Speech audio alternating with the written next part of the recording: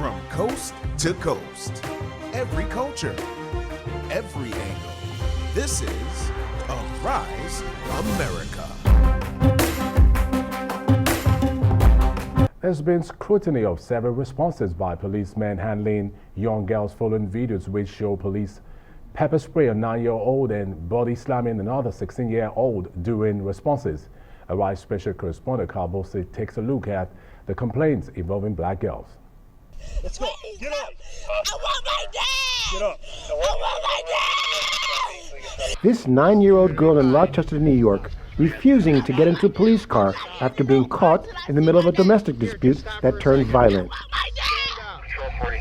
She's handcuffed and then warned she'll get pepper spray in her eyes if she doesn't get in. Come on.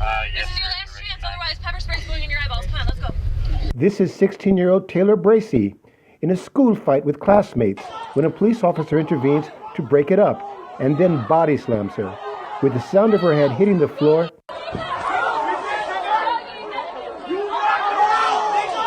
her family now in distress. My daughter is having headaches, blurry vision.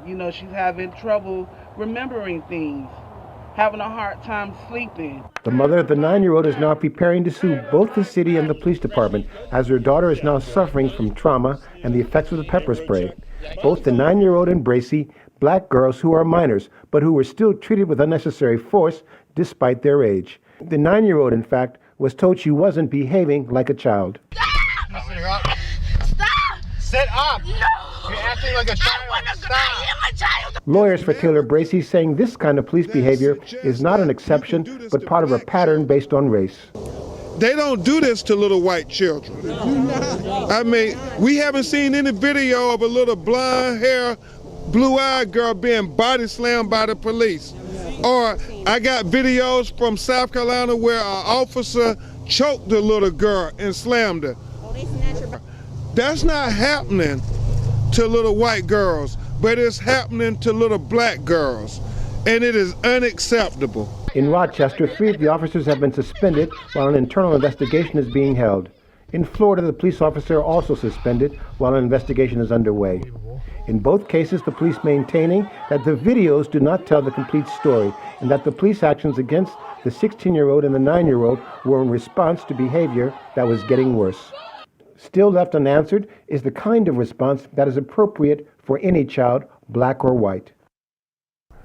For in-depth analysis, Arise special correspondent Carl Bostic joins me now. Great to have you, Carl, and trust you're doing good. Good evening. Now, let's start off this week, Carl. Are these isolated cases, or should we refer to these as part of a pattern of police conduct that the family lawyer for Bracey Taylor is actually claiming? Well, unfortunately, Benny, what the family lawyer Bracey Taylor in Florida was saying is perhaps a pattern that we find in police conduct. I mean, for example, the 9-year-old girl who was pepper sprayed, that was in New York, Rochester, New York. The 16-year-old girl, that was in Florida.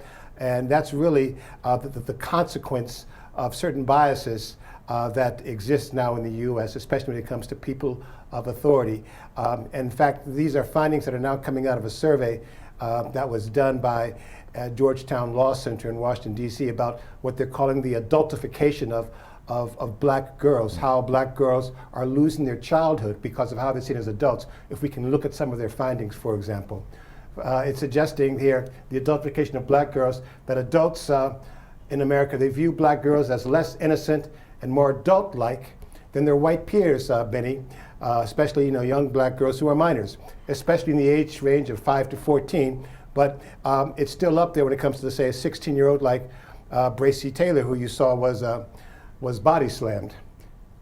Interestingly, still, let's make our viewers appreciate the adultification of black girls in the U.S. How indeed are black girls being adultified in the United States? What you need to first understand is this, Benny. As far as the U.S. is concerned in terms of racism and stereotypes and bias, it starts with adults. And so, for example, black women are typically stereotyped. Black women stereotyped as being aggressive or threatening. So that kind of attitude towards black women, that is black women adults, that gets projected onto young black girls. Never mind their age, never mind their innocence. But the end result is that they wind up being dehumanized dehumanized, and that's what's happening there. So as a result, these kind of biases creep up when it comes to adult authority. So we can just look at this list of biases that adults will respond to when they see a young black girl. There's a sense that black girls need less nurturing, Benny, need less protection, need to be supported less, need to be comforted less. They're more independent. They know more about adult topics. They even know more about sex.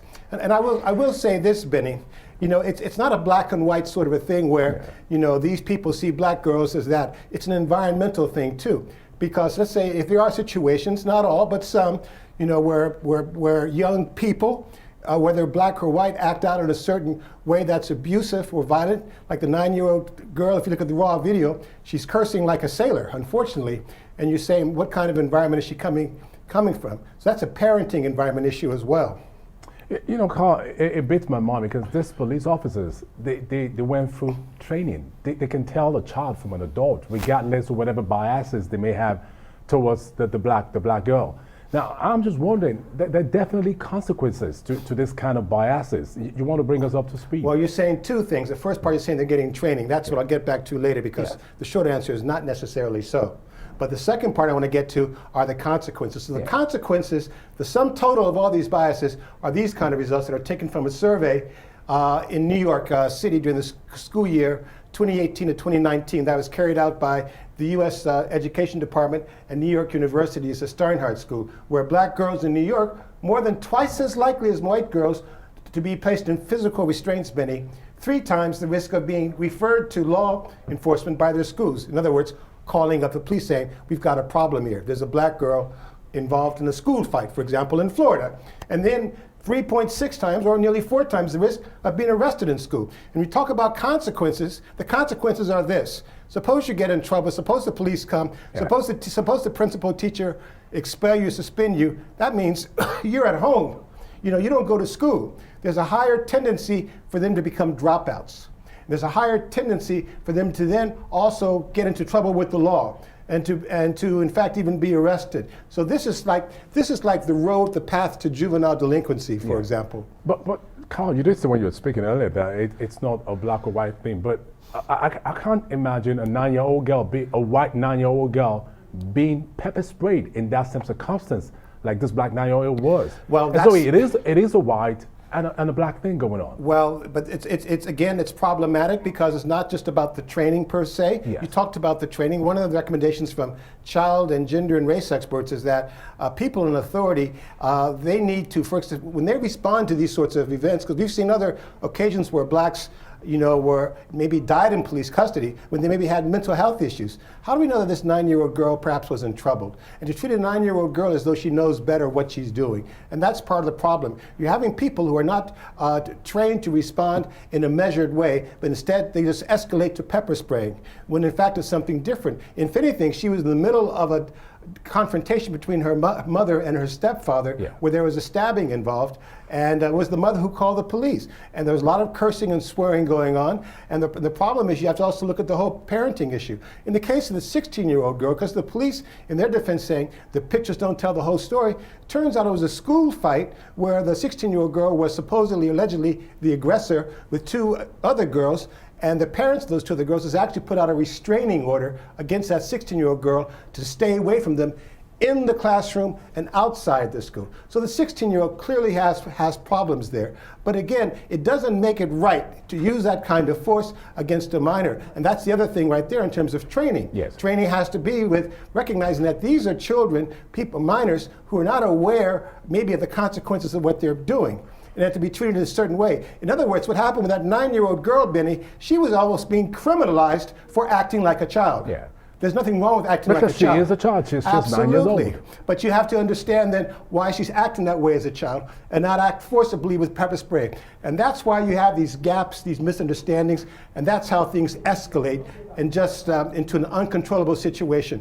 And that's really, if it's not a time bomb, it's something that's ticking every day, especially when you have millions of children in school, because this happens during the school period. Yes. And most of these people are at school, or in this case, this 9-year-old was at home with their parents.